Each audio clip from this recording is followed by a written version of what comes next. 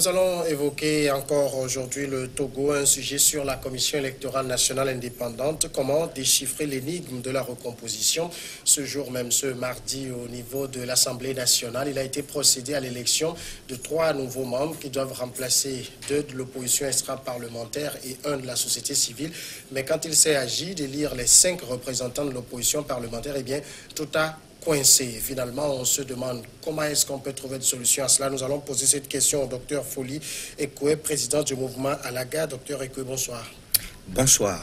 Merci de répondre à notre invitation. Et vous savez très bien que si au niveau de la recomposition de la CENI, ça coince, ou si ça a coincé aujourd'hui, c'est surtout à cause de l'union des forces de changement, l'UFC, qui refuse de laisser sa place. Est-ce que vous comprenez cette posture-là? Bien sûr. Je souhaite d'abord aussi dire que si je suis là, ce n'est pas au titre du MPA, oui, mais au titre de l'UFC. Oui. Tout à fait. Et c'est une position qui est compréhensible du moment où nous sommes sous le régime de l'arbitrage de la CEDEAO. Oui.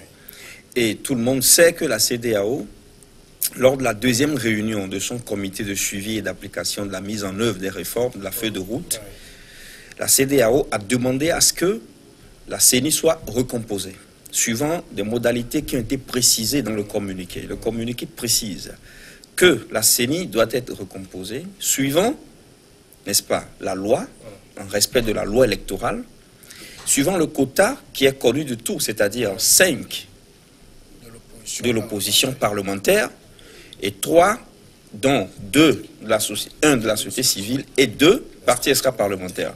Alors, qu'appelle-t-on au Togo parti de l'opposition parlementaire? Au Togo est parti d'opposition parlementaire, tout parti ayant intégré le Parlement, qui a intégré le Parlement, a notifié par une déclaration qu'il est de l'opposition. Et ça se fait en début de la législature.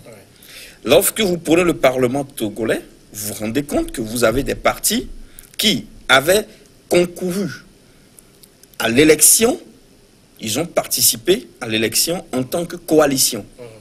L'UFC, l'Union des forces de changement, est l'une de ces rares formations qui a participé aux élections législatives de 2013 en tant que parti d'opposition et qui s'est déclaré parti d'opposition en début de législature. Maintenant, lorsque la CEDEAO dit que 5 postes, 5 sièges à la CENI reviennent aux partis d'opposition parlementaire, cela va sans dire que les partis d'opposition parlementaire, dont l'UFC, devraient se mettre d'accord sur les 5 personnes à proposer. Quel a été notre étonnement lorsque nous découvrons que la présidente du groupe parlementaire de l'ANC, Madame Isabelle Améganvi, envoie à la table de la présidente de l'Assemblée nationale une liste de 5 représentants plus les 3, sans laisser la place qui revient à l'UFC. Ça, c'est ce que nous avons appelé une tentative d'exclusion à ciel ouvert. Et je mets l'accent sur le fait que personne n'a contacté l'Union des forces de changement, n'a cherché à faire de la concertation avec nous. Ça a été une décision unilatérale quand, le 30 septembre, c'est-à-dire le dernier jour fixé par les facilitateurs. Et donc, l'UFC a dit et a notifié par lettre, n'est-ce pas, au président de l'Assemblée nationale, qu'elle maintient en place son représentant, maître Jean-Claude Omao, en tant que représentant de l'UFC. Ce qui veut dire que techniquement, l'autre opposition parlementaire ne devrait qu'envoyer que 4 noms. Ils envoient 5 noms. Aujourd'hui, les choses n'ont pas fonctionné au Parlement parce que justement sur la table du président de l'Assemblée nationale, son Excellence, M. Dama Dramani, il existe 6 noms au lieu de 5. Mais ce n'est pas le travail du président de l'Assemblée d'arbitrer, ce n'est pas préférentiellement son travail. C'est les partis d'opposition parlementaire qui doivent se mettre d'accord. Et nous, à l'UFC, nous avons envoyé un courrier. Dès le dimanche 30 septembre, dès que nous avons reçu la lettre par laquelle la C14 envoie les 8 représentants à l'Assemblée nationale, nous les avons appelés. Nous avons envoyé un courrier qui existe aujourd'hui à la C14, c'est-à-dire à C14, c'est-à-dire à Madame ou Maître Isabelle Améganvi, d'ouvrir d'urgence une concertation avec nous. Parce que nous risquons, en tant que parti d'opposition parlementaire, de faire une mauvaise...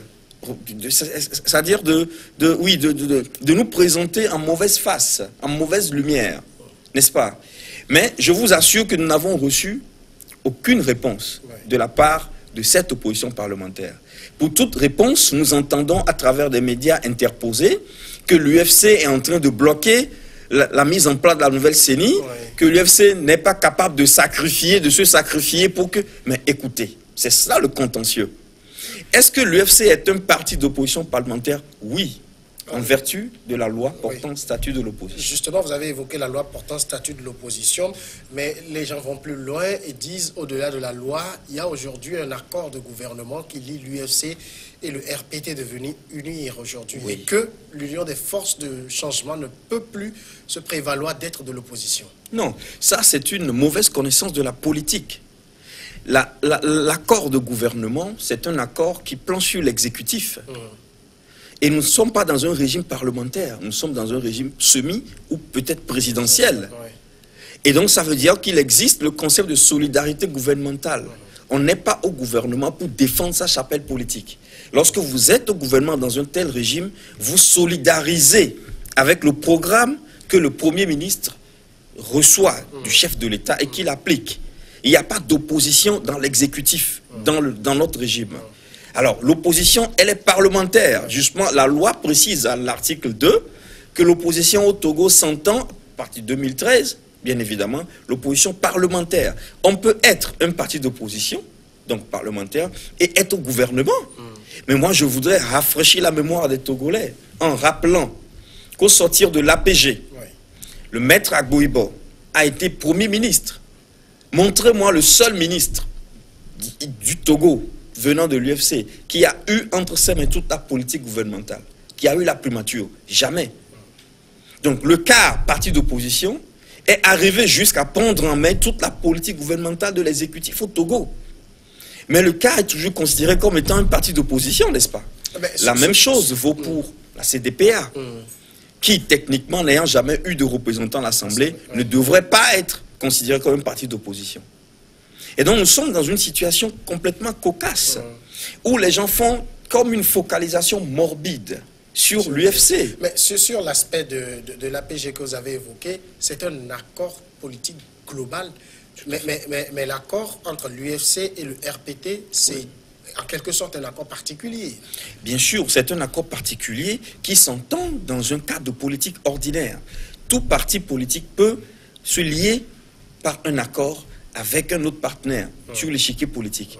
Et cela, les termes de l'accord ne concernent que les parties prenantes. C'est-à-dire, dans ce cas, l'UFC et le RPT devenus unir.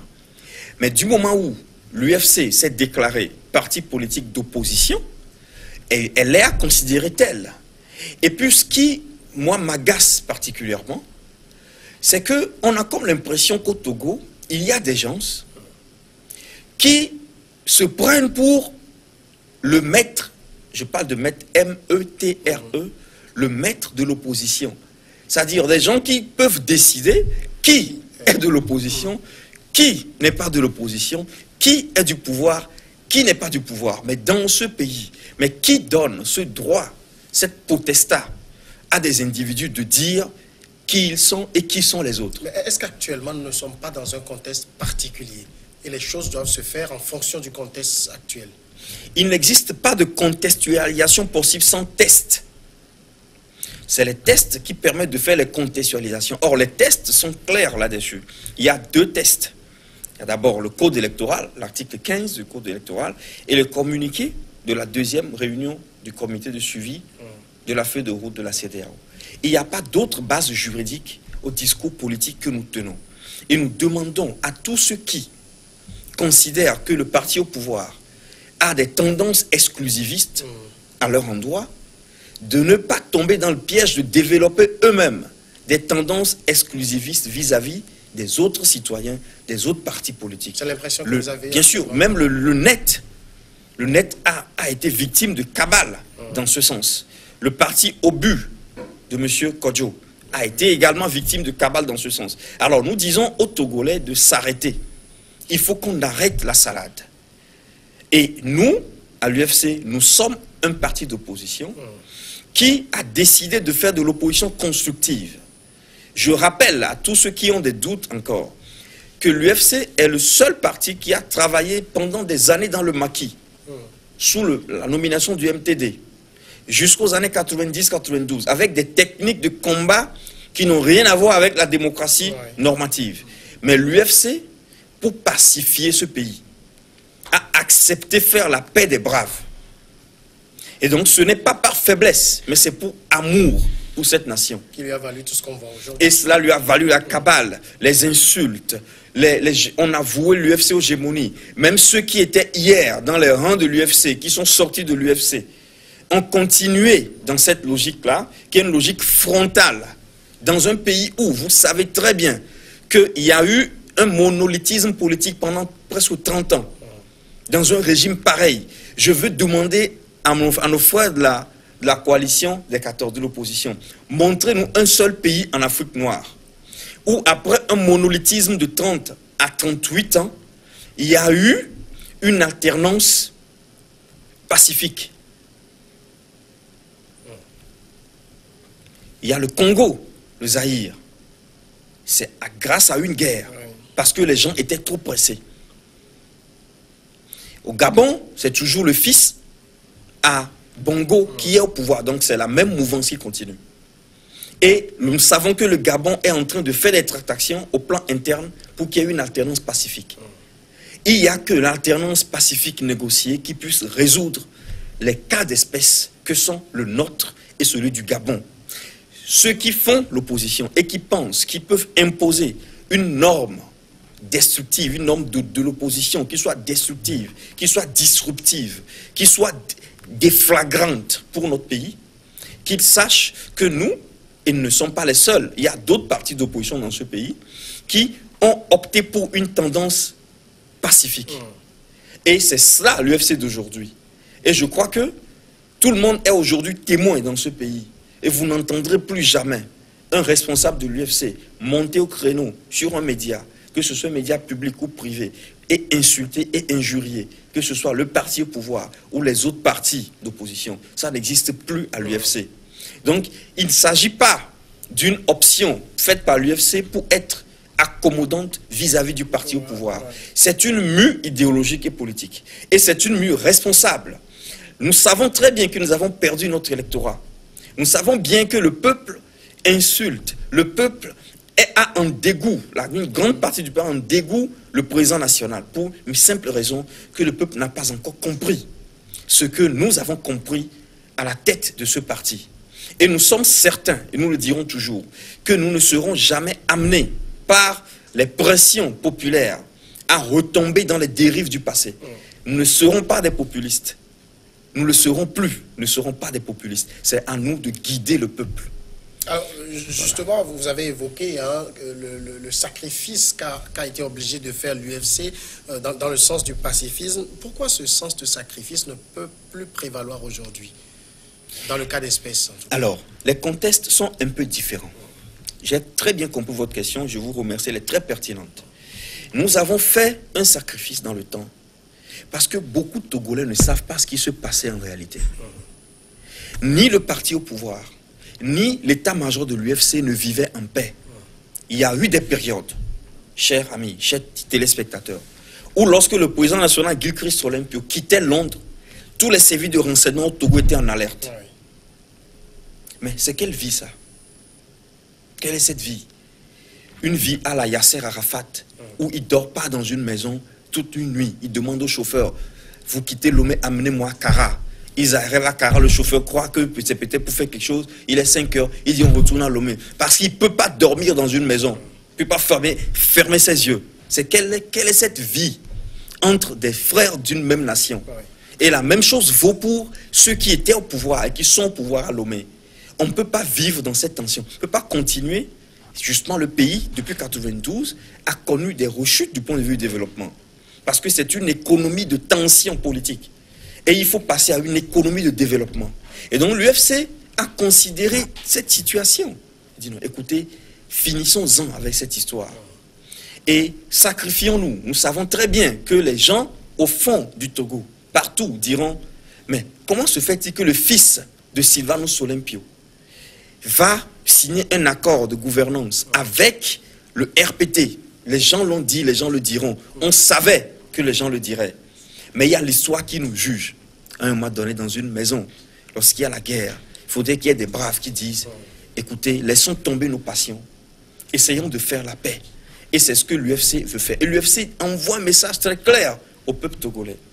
Attention, attention, le Togo est très petit. Faisons de la politique. Faisons de la politique. Ne descendons pas dans les rues. Ne cassons pas les édifices publics. Que cette ère passe. Nous en avons été les avant-gardistes. Des gens traînent à le comprendre. Mais je crois que les gens le comprendront. Et ceux parmi le peuple qui se sont vus trahis par cette démarche, nous leur demandons de rester patients et de croire en le fait qu'il n'y a que la pacification de la vie politique qui amènera le Togo vers un développement certain. Maintenant, il se peut que ce ne soit pas l'UFC qui bénéficie de cette mue politique. Ce peut être un autre parti, une autre personnalité, mais l'UFC l'aura fait. Il se peut que ce soit à l'UFC que revienne l'honneur dans un futur proche. Seul Dieu sait. Mais nous savons, nous sommes convaincus que le fait de déposer les armes en politique a été un salut pour ce peuple, même si beaucoup ne le comprennent pas encore. Mais vous n'avez pas répondu fondamentalement à ma question. Le sens du sacrifice dans le cas d'espèce. Oui. Pourquoi vous ne le faites plus? Alors, le contexte actuel est tellement différent. Il y a derrière cette requête de sacrifice un nihilisme qui se cache. C'est comme ça ou c'est ce que vous voulez voir? Non, c'est ce que les gens disent. Et c'est ce que les gens nous ont fait comprendre. Il y a une tendance à déconsidérer l'UFC. Il y a une tendance à dire, mais que font-ils encore là? Qu'ils dégagent. Ça, c'est pas de la considération. Je peux peut-être te laisser ma place. Mais tu dois reconnaître que c'est une place qui est importante, que je te laisse. Si ce n'était pas important, tu ne me l'aurais pas demandé. Du moment où c'est moi qui l'occupe, et je l'occupe légalement, et tu penses que cette place peut te servir, respectons-nous, concertons-nous, venez discuter, respectez, donnez de l'honneur à celui qui a ce que vous voulez avoir. Dans le cas contraire, si ce n'est pas les invectives, si c'est par les tentatives de nihilisme, de destruction de l'image de l'UFC, alors nous n'accepterons pas. Le sacrifice n'a pas de prix lorsqu'il est vil. Même le Christ a dit, on ne donne pas les choses saintes aux chiens. Lorsque je fais un don à quelqu'un, que cette personne sache que ce que je lui donne, je le perds parce que c'est précieux pour moi. C'est pas comme ça dans la boue et dans le sable, alors, dans du n'importe quoi. Ça veut dire vous attendez une certaine reconnaissance de la part des autres, ou du moins une concertation avant de lâcher prise? Oui, le mot reconnaissance ne me plaît pas, parce que nous ne sommes pas dans, nous vivons pas, nous ne sommes pas morts, nous ne cherchons pas à être aimés. On ne quémande pas l'amour, on ne veut pas être aimé. Les gens peuvent aimer qui ils veulent. Mais le second mot que vous avez prononcé, c'est celui-là qui sert le plus. La concertation. La concertation, c'est le signe, les Chinois. La sagesse chinoise dit que vous concertez votre adversaire, c'est en ce moment que vous lui démontrez que vous le considérez comme votre adversaire. Parce qu'il existe la dynamique de l'ami-ennemi chez Carl Schmitt. Alors, si nous sommes là, et que les gens savent et que connaissent que nous sommes là, qui se concertent au moins avec nous. Aujourd'hui, il y a eu l'élection des 3 représentants au titre de 2 pour le parti extra-parlementaire et 1. Alors, est-ce que l'UFC a été concerté sur d'éventuelles propositions qu'elle aurait en tant que parti parlementaire au même titre que les autres? Mais non, l'UFC n'a pas été concerté. Nous aussi, nous avions des noms. On avait des noms de partis, on avait 2 partis et on avait quelqu'un pour la société civile à mettre sur la table entre nous, partis parlementaires. Personne n'a fait ce pas. Et au même moment, on fait des tapages, on dit de nous que nous bloquons le siège, nous bloquons le processus. Tout ceci n'est pas sérieux. Et moi, je le dis, et je dis encore, je demande à tous les opposants de la C14 de faire attention à ce qu'ils font, qu'ils respectent tous ceux qui sont là. Même le petit enfant qui ne fait que pousser cette dent peut vous donner une parole de sagesse. Parce qu'on dit souvent que les dieux parlent par les choses insignifiantes. Donc, nous demandons le respect de tous les acteurs. Comme nous le faisons, demandons que les autres nous respectent. Et l'UFC maintient sa place à la CENI. Parce que l'UFC est un parti d'opposition parlementaire qui a eu près de 10% des suffrages exprimés en 2013. Ce n'est pas rien. Est-ce que ce maintien-là, il est définitif ou il y a des possibilités d'ouverture? Nous ne pouvons pas dire que nous sommes dans de l'autarcie, dans une position arrêtée. Nous sommes toujours comme nous l'avions démontré par le passé, en faisant une paix de braves.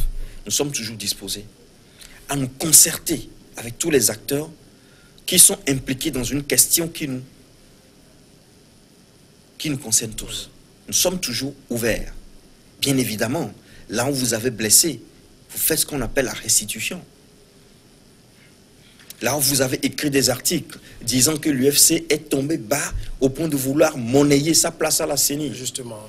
Là où vous écrivez de tels articles, comment vous voulez que l'état-major de l'UFC vous accepte? Donc vous faites dans les eaux troubles. Justement, sur ce point que vous avez évoqué, est-ce que ce n'est pas un peu cela aussi que vous voulez monnayer ce poste-là? Nous ne monnayerons jamais notre identité. Parce que l'UFC a payé un coût colossal pour son identité. Et l'UFC ne monnayera jamais son identité. Non. Peut-être pas tant que nous sommes là. Oui, si certains ont cette tentation, ils ne prospéreront pas. Parce que la seule chose qui vous reste, quand vous avez tout perdu, c'est peut-être votre dignité. Et nous croyons que ceux qui ont écrit cet article, c'est leur conscience même qui les jugera. Peut-être, bientôt les Togolais vont comprendre les mutations au sein de l'UFC. Nous sommes un parti qui se veut sérieux. Et nous ferons de la politique. Nous ne dirons plus les choses que les autres veulent qu'on dise. On fera parce que les autres veulent qu'on fasse. Nous avons notre ligne. L'UFC n'est ni UNIR, ni la C14. L'UFC, c'est l'union des forces de changement. Et nous ferons tous les sacrifices qui seront utiles pour le bien de ce pays. Est-ce à dire que, nonobstant tout ce qui se raconte, l'UFC n'a pas l'impression de bloquer l'évolution des choses? Non, pas du tout. L'UFC n'a pas l'impression. Nous ne bloquons. Nous avons juste ce qui nous revient de droit, du point de vue juridique et politique. Donc c'est comme si nous étions dans une pièce théâtrale où celui qui doit jouer, tout le monde le regarde et lui demande « Mais pourquoi tu joues ?» Celui qui doit jouer, celui qui doit passer, faire son jeu, jouer, réciter, on lui demande « Mais pourquoi c'est toi qui récites ?» Mais non, c'est le contraire. Alors ce qui va se passer, c'est quoi? Peut-être que les gens sont encore dubitatifs. Ouais. La C14 va devoir enlever une personne de sa liste. Les 5 qu'ils ont envoyés à l'Assemblée nationale, ils vont devoir enlever une personne. Parce que l'UFC n'a aucune intention, si quelqu'un a des doutes, il se méprend. Vous êtes catégorique. Aucune intention de laisser sa place à la CENI, à la C14. Pas du tout. On l'aurait peut-être fait si les gens ne nous avaient pas insultés. Si les gens n'avaient pas écrit de n'importe quoi sur nous. Ils sont allés trop loin. Ils sont allés trop loin.